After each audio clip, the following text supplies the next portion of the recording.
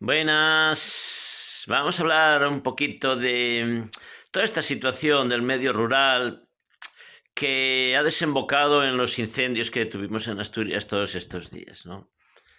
Que esto no deja de ser una crónica de un incendio anunciado, porque mucha gente dice, es que habláis ahora solo de... No, no, hace 30 o 40 años que se está con esto. Y otra cosa es que mucha gente tenga los oídos tapados porque está otras cosas, ¿no? Hasta que no pasa algo, ¿eh? Pero el riesgo está. O sea, es la típica frase que se dice, bueno, estás viendo un riesgo de algo que puede pasar, pero parece que nadie actúa, ¿no? Y siempre dice, hasta que no pase un día va a pasar algo y entonces tal. Bueno, pues eso pasó y va a seguir pasando, ¿no? Entonces, cuidado que esto no es una circunstancia. Esto es el choque de vamos acelerando el coche y sabemos que hay un paredón, pero al final pues nos vamos a estrellar contra él, ¿no? Luego cuando pasa, pues hoy todos son milagros, ¿no? Y encima pues cuadra con medio de una campaña electoral donde todo el mundo va al sálvese quien pueda. Entonces, este rollo que hay con la partitocracia que tenemos montada, que ahora pues matan a cualquiera, vamos, o sea, no me extrañaría. Ya me está extrañando que no detengan a 4 por ahí para decir que ya hay detenidos por el tema de los incendios y echar la culpa a alguien, ¿no? Para librar ellos el trasero de todo lo que tienen, de toda la mala política que se lleva haciendo los últimos 30 años. Pero bueno, mi idea era resumir un poco cómo se llegó a la situación actual, ¿no? Hasta los años 60 yo entiendo que por lo que cuentan los mayores y lo que sabemos de la economía asturiana, pues bueno, la economía en el medio rural era una economía autárquica, quiere decir que se producía lo que se consumía y se consumía lo que se producía y bueno, para entendernos, que no se estaban mucho los mercados, que no era como ahora, que todo lo que se produce pues es básicamente para industrializar, ¿no? Antes era para autoconsumo, la mayoría, se vendían cosas en las ferias y tal, pero y en los mercados, pero bueno, se hacía la matanza, pues vale, después tenías proteínas para todo el año. A buscar no había neveras, pues entonces a conservar, pues mediante salazón, ahumado y hacer embutidos y todo esto y eso. Y luego, pues a sembrar maíz para poder hacer pan con harina de maíz, que era lo que se hacía básicamente, a tener leña para arrochar el horno de pan y todo a proveer de alimento para los animales. La leche pues hacían quesos y bueno, pues como en Asturias la producción es muy estacional porque por el invierno pues no duran los días y además tampoco se produce, pues había que hacer todo el trabajo por los veranos y la gente de antes pues tenía todo absolutamente controlado. O sea, en cada época del año tenía sus trabajos que tocaban y además todo esto se enseñaba a los jóvenes, es decir, se iba transmitiendo de generación en generación. Yo creo que hasta los años 60 más o menos las cosas fue así. En el año 60 pues claro, hay un cambio económico en España muy importante con una apertura internacional y se empieza a entrar en una etapa de desarrollo, ¿no? Mucha gente del medio rural marcha a las ciudades, aquí pues de mi zona la gente marchaba a Sidesa, a Uninsa, a trabajar muchos jóvenes porque había mucho trabajo en la industria y en el medio rural pues empezó a comercializarse las cosas, a venderse de todo. Y todo valía mucho. O sea, se sacaba dinero de todo. Yo lo que recuerdo así de crío, pues se sembraban patatas. Bueno, las patatas daban mucho dinero, sobre todo las patatas tempranas de la zona de Valdés, pues yo recuerdo de tierras de patatas, un día estuve haciendo así un cálculo que a lo mejor pues sacaban el equivalente a 15.000 euros de ahora perfectamente, o 20.000, ¿no? Una tierra grande de patatas. Se criaban cerdos, o sea que no era solo vacas y chatos, se criaban los chatos grandes en casa para vender para las carnicerías directamente. Lo que más dinero acumulaba realmente era la madera, ¿no? Que es un poco lo que nos toca aquí. Que la madera de pino, sobre todo, estuvo unos años que valió mucho, y realmente los montes, decían la gente mayor, que eran una hucha, ¿no? Que era, ibas a cortar un monte, como no había seguridad social, había una enfermedad, pues oye, tenías que ir a cortar pinos al monte y era con lo que pagabas, o con lo que arreglabas la casa, o con lo que casabas un hijo, como se decía antes, casar un hijo, ¿no? Que era darle el ajuar, una inversión de esas importante, pues iba así. Pero luego sacabas dinero de otras muchas cosas. Yo recuerdo de coger laurel, los que sean así de mi edad se acordarán, de vender caracoles, de los que vivíamos cerca del mar, íbamos a Locle, a los Oricios, todo eso, todo se vendía, ¿no? Y por supuesto, todo sin impuestos. Que mucha gente decía, no, que antes iba todo en negro. No, no, negro no, era blanco. Los de la pintura negra llegaron más tarde, ¿vale?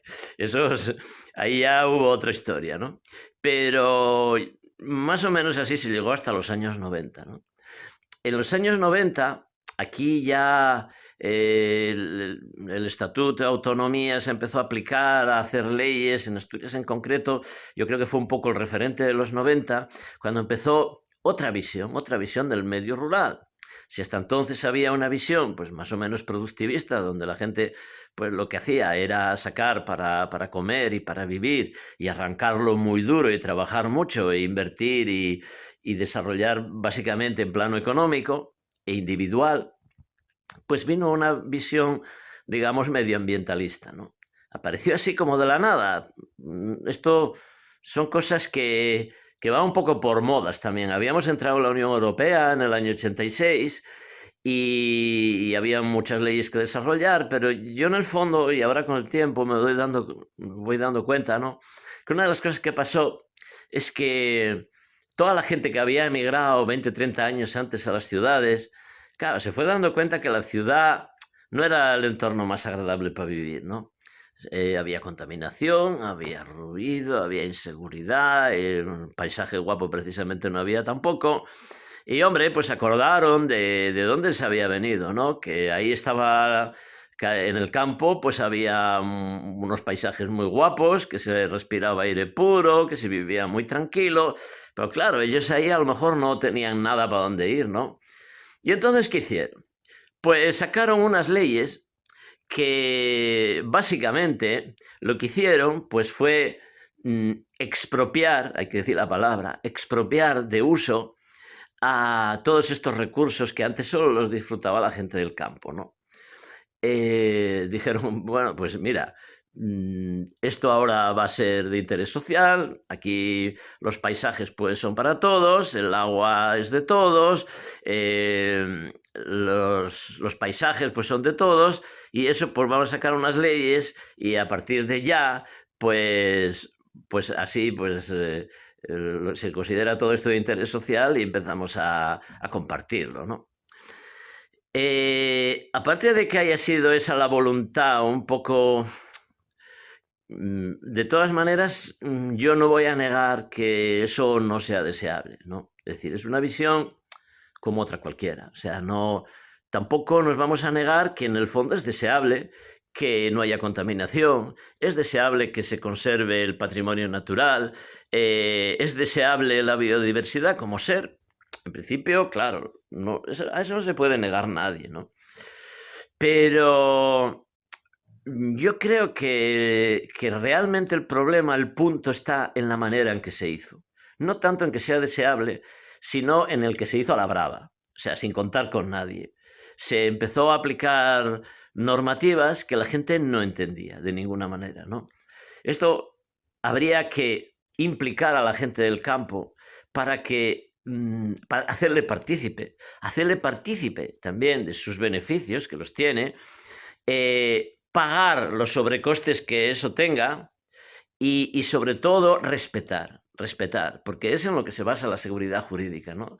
Seguridad jurídica es que si tú tienes un derecho y un derecho de propiedad, por alguna razón eso empieza a tener interés social, por ejemplo, que pasa una autopista o pasa, pues bueno, una cosa que se necesite toda la sociedad, por supuesto te lo puedes expropiar, pero lo dice la propia Constitución, pagándote el correspondiente justiprecio, porque si no, ¿quién va a invertir en nada? ¿Quién va a trabajar en nada si estás con las espaldas abiertas de que un día venga un legislador y te lo quite?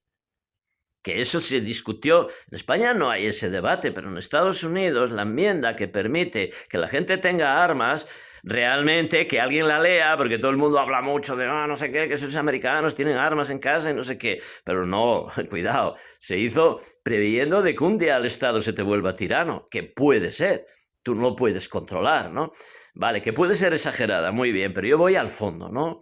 Al fondo de que realmente tú no te puedes defender de que un día pues viene una política determinada y si tú supieras las reglas, porque claro, esto se te hace a posteriori. A lo mejor si tú supieras lo que iba a pasar con una determinada finca o un determinado monte o una determinada actividad, no te hubieras metido ahí, no hubieras trabajado toda la vida, porque tú tienes una inversión hecha, no solo de dinero, tienes una inversión de aprendizaje. Toda tu vida la has dedicado a eso y has tenido ilusiones por sacar eso adelante. Que eso es una cosa que no se entiende. O sea, hay un componente emocional. Entonces esto no te lo puedes saltar a la torera, pero se saltó. Entonces, ¿qué pasa? Pues que viene en el año 86, ya fue la ley de aguas, que fue también una cosa así a la brava. Oye, tienes 5 años para registrar los manantiales. No, es que el manantial está en mi finca, que es una finca privada. Bueno, pero el agua no es tuya, es igual.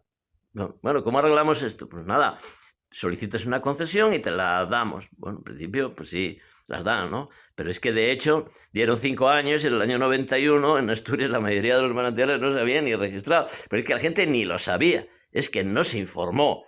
Es un típico ejemplo, ¿no? Pero el año 91, por ejemplo, vino la ley de caza y 3/4 de lo mismo. El patrimonio cinegético es público. Han dicho, es que, mira, la caza es del Principado. Ya, pero si hay un jabalí y está en mi finca, ¿qué pasa, no? Pues no, pues que es mío. ¿Que come en mi finca?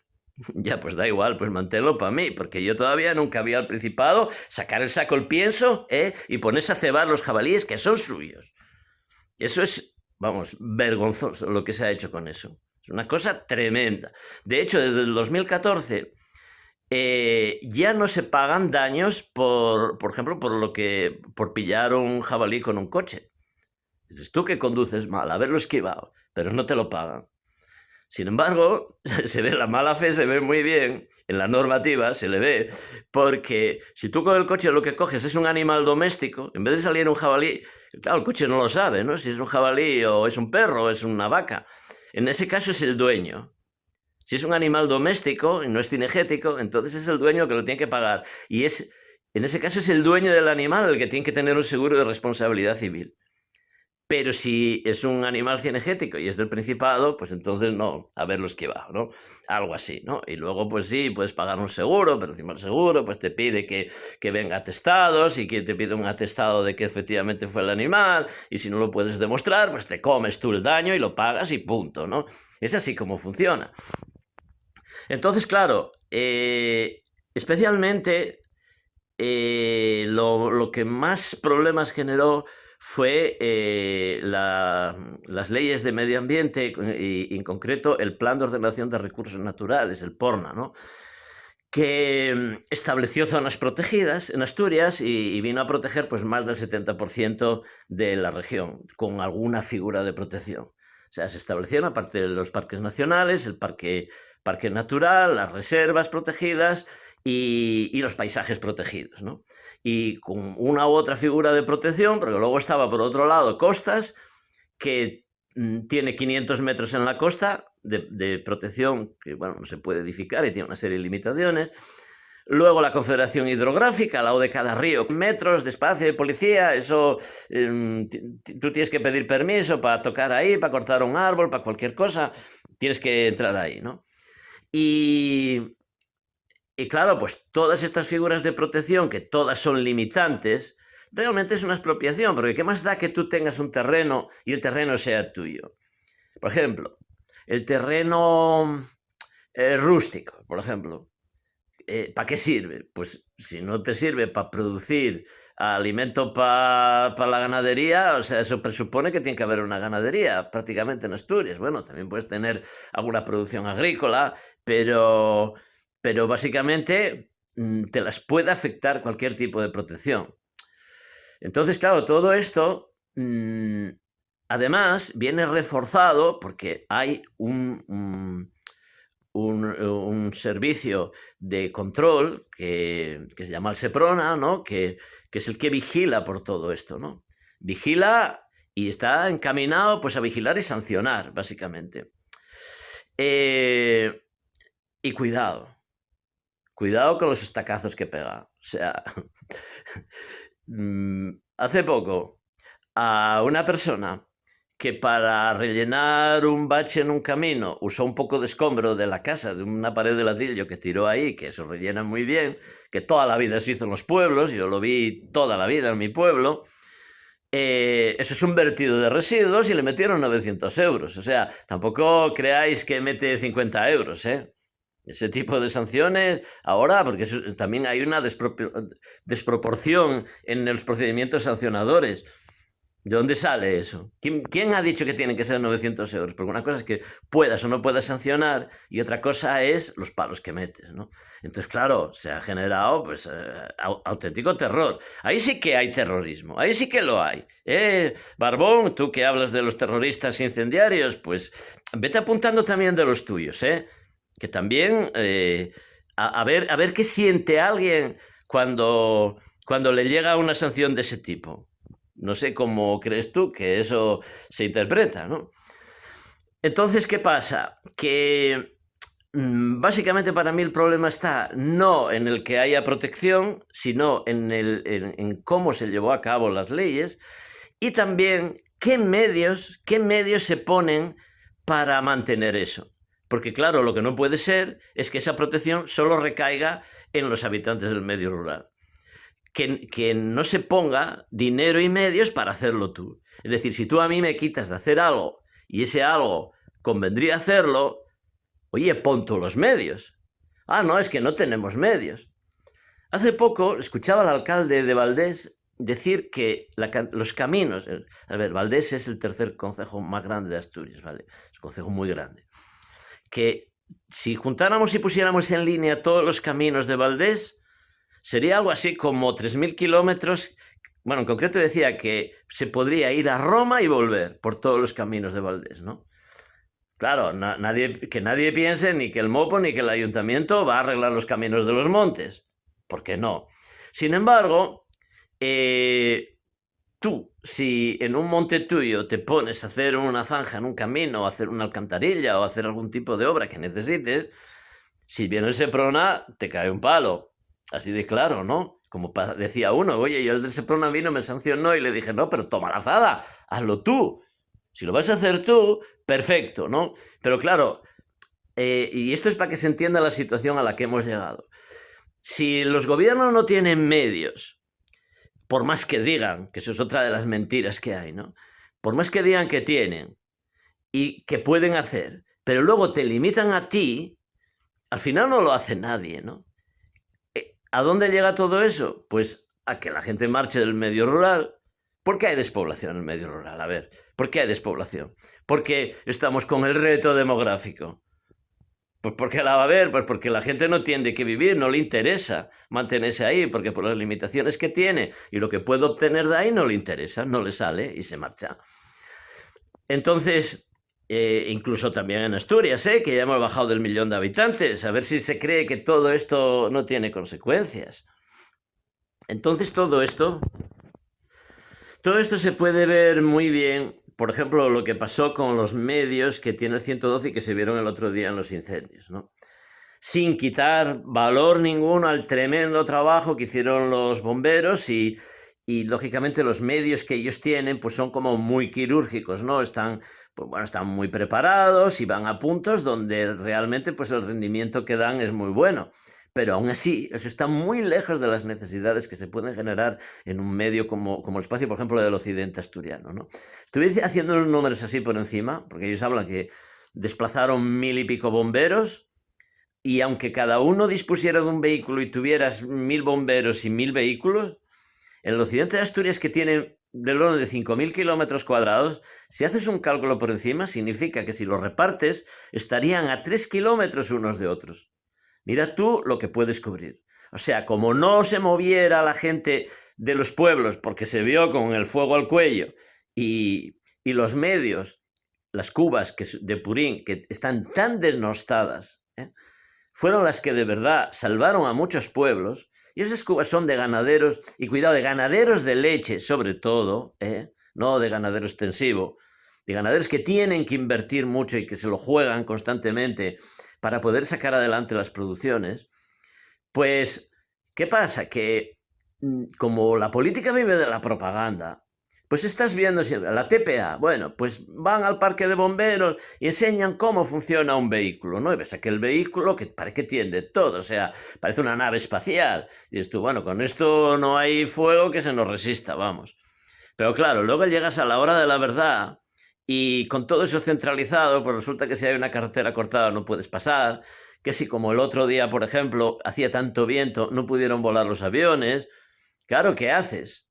¿Qué haces? ¿De qué acabas dependiendo? Pues acabas dependiendo del que dio el callo toda la vida, de ese que tú has denostado, que le has puesto dificultades y problemas por todas partes para que se largara de allí.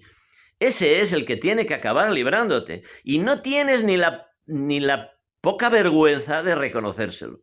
Porque va ahí, yo vi las noticias de la TPA, y claro, como van con un sitio donde ya saben que está pagando el 112 y no sé qué, sacan ahí las imágenes de los bomberos, que está muy bien, y los vehículos, que son muy vistosos, ahí rojos, y todos de uniforme, y oye, muy bien, ¿no? Sin quitar eso. Pero oye, da también la otra, da la noticia de verdad, que esa te la callas, porque claro, no vende políticamente, ¿no? Tú tienes que vender tu moto, y es a lo que vas, y no estás contando la verdad, y la estás ocultando, y ya deberíais empezar, no hay que reconocer a los ganaderos, no, esto no va de dar gracias, ¿vale? No va de dar un trofeo, va de hacer convenios, que tienes que hacer convenios con la gente que dispone de esa maquinaria, tienes que pagarle los servicios, tienes que llegar a acuerdos con ellos para que tengan un retén, y que se sientan compensados y reconocidos y que formen parte, porque son activos también. La política no la hacéis solo los políticos, coño.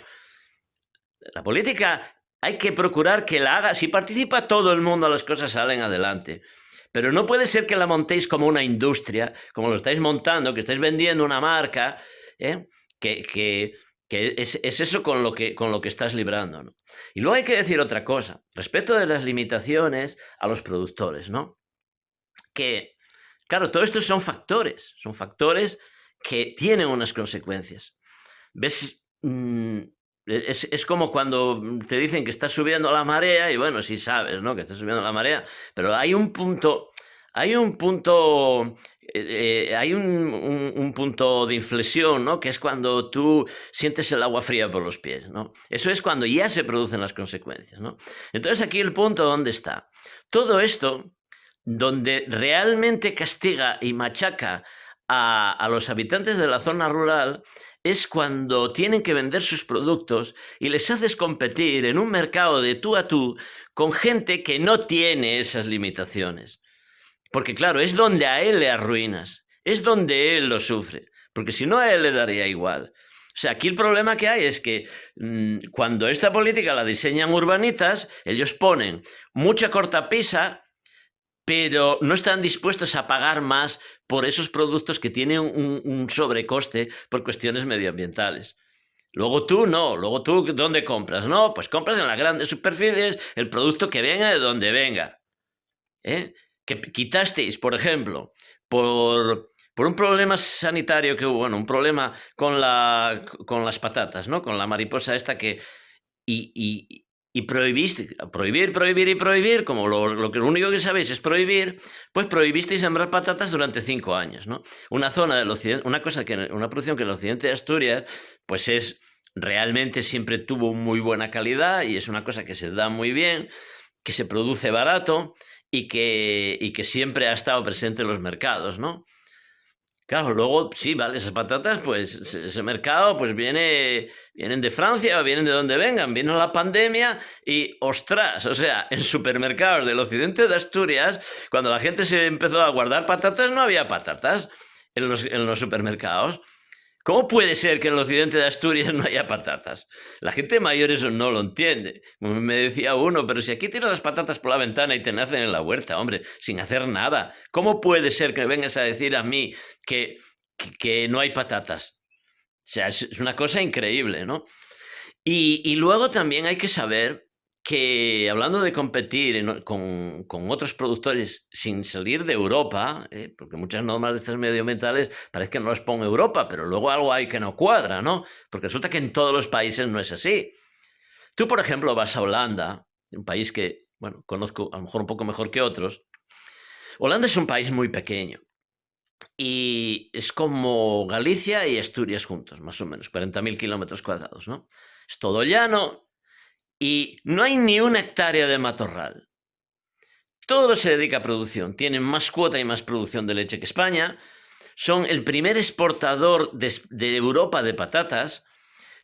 Tienen cantidad de producción bajo plástico.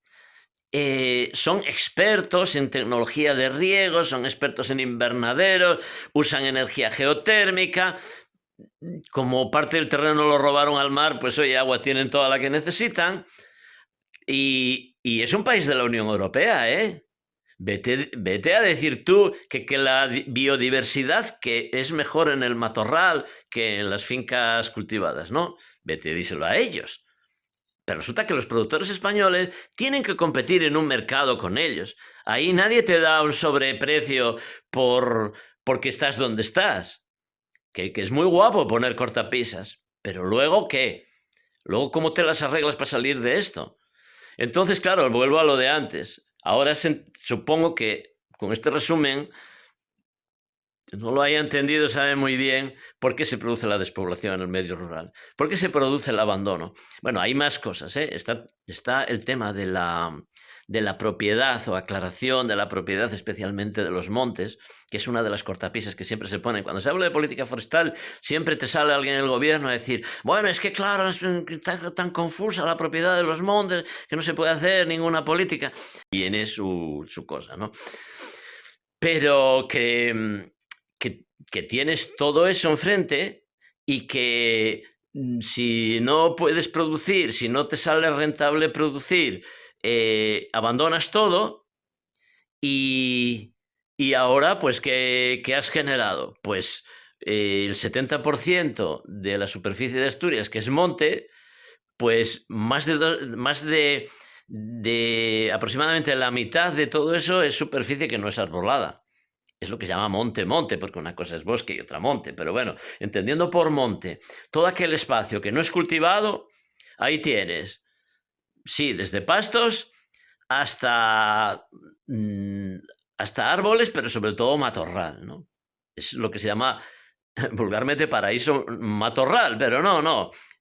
Está bien definido, paraíso natural, porque en la imagen de paraíso natural se está proyectando una imagen que es una moto quemada, vamos, muy mal vendida, porque eso no es así. Realmente el paraíso natural en Asturias es matorral. En una ecuación, el punto cero de Asturias es matorral. Si ahora nos marchamos todos de Asturias, todos los habitantes, y volvemos dentro de 40 años, prados vas a ver muy pocos, donde haya quedado algo de ovejas y cabras, pero el resto va a ser todo matorral. Es el paraíso natural, entendiendo por natural dejarlo sin tocar nada, sin hacer ninguna actividad, digamos, en el plano artificial, sin que haya ganadería y agricultura, se vuelve todo matorral. Entonces eso hay que aclararlo, porque tú los prados verdes que ves es porque existe la ganadería. Si no, no existirían. Eso es una cosa importante, que estás vendiendo una imagen contando con alguien que se te está marchando y que se te está volviendo todo matorral. Entonces, claro, ahora te encuentras con que el matorral, el monte, como decían los viejos, decía, ¿qué trabajo tiene que hacer el monte? Arder. Y es su trabajo fundamental.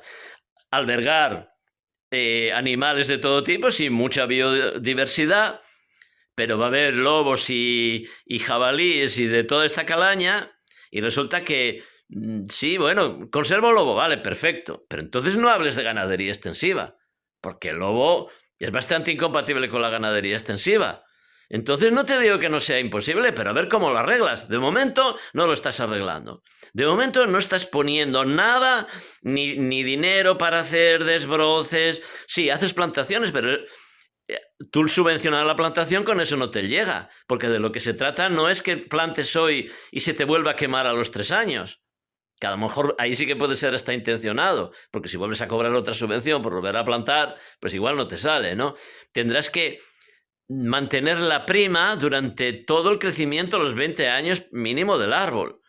Y mantener los desbroces y mantener puntos de agua, que ahora se vio muy bien, que con las cubas pues había que apagar fuego y no había dónde cargar agua.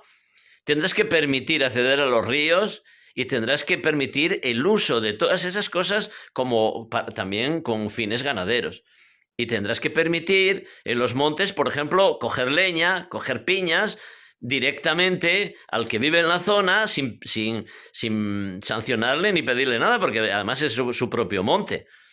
Porque si no, claro, el medio rural, se trata que vivir en el medio rural tienes que vivir pues con unos costes, tienes que tener el agua gratis, que hay bastante, tienes que disponer de leña, tienes que disponer de la energía, ¿no? Que es básica, y por supuesto la energía eólica gratuita. La energía eólica que se produce en el medio rural tiene que ser gratuita para los habitantes, porque es un recurso que en cierta manera les pertenece. No puedes mantener separado de su medio a alguien que vive ahí. Y claro, aquí el tema de la energía eólica se las trae, porque ya lo he puesto en otro vídeo, resulta que una de las protecciones que hay de estas que citaba antes es la de paisaje protegido, ¿no? Y claro, tú pues no puedes plantar cualquier tipo de árbol porque no puede romper la línea del paisaje, las construcciones que tienes que hacer pues tienen que ir de acuerdo con el paisaje y mucho proyecto, mucho arquitecto, mucho visado por los colegios, todo Dios a chupar porque está todo Dios a ello, y luego te encuentras con que tienes parques eólicos en el occidente que se ven en un día claro desde Ribadeo hasta el Cabo Vidío. Apa, esos árboles son guapos, ¿no? Los árboles son guapos, ¿no? ¿Sabes qué pasa? ¿Sabes qué pasa? Que los molinos, aparte de tener aspas giratorias, también tienen puertinas giratorias, ¿sabes? Ahí está, creo yo, un poco la clave. Que ahí hay mucho dinero para repartir y me da que en el fondo esta despoblación, aunque estáis hablando de otra cosa, habláis de reto demográfico, pero solo habláis, realmente os da igual, lo que queréis es que la gente se marche del medio, porque así os facilita, primero os queda gratis para vosotros y además luego ponéis lo que quieras vuestros amigotes de las eléctricas para que pongan parques eólicos y así repartiroslo todo vosotros, ¿no? Y echar a la gente del medio rural de ahí. Eso hasta ahora es lo que estáis demostrando. Porque si baja la población, si no hay problema para poner parques eólicos, incluso hace poco, ahora cambiasteis, ¿no? El otro día Barbón salió a decir, no, que se paran los parques eólicos. Ya, pero hace nada dijisteis que ibais a agilizar la tramitación para poner parques eólicos, porque había mucho dinero para parques eólicos, ¿no? Entonces, claro,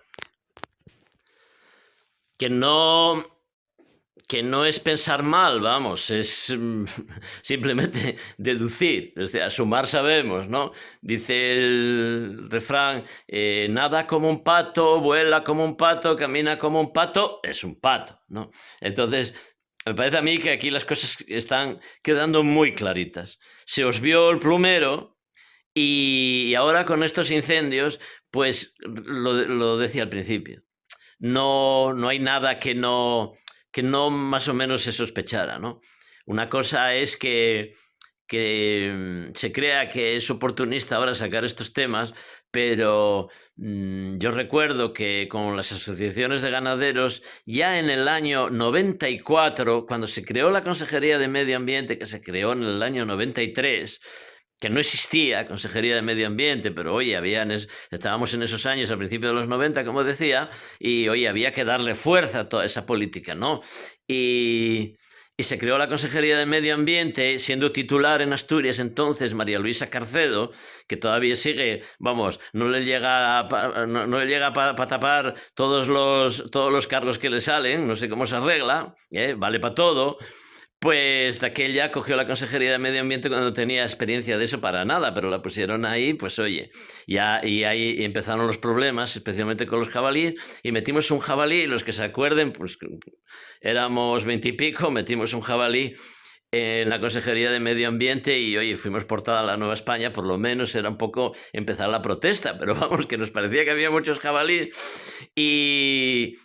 Y mirar hoy, ¿no? O sea, la población de jabalíes pues se multiplicó desde entonces más o menos por 3. Ya llegaron a Oviedo, llegaron a la Fresneda, donde vivía el presidente del Principado, que decía que no había jabalíes en el año 93, ¿no? Mirar, vivir para ver a la que llegamos, ¿eh?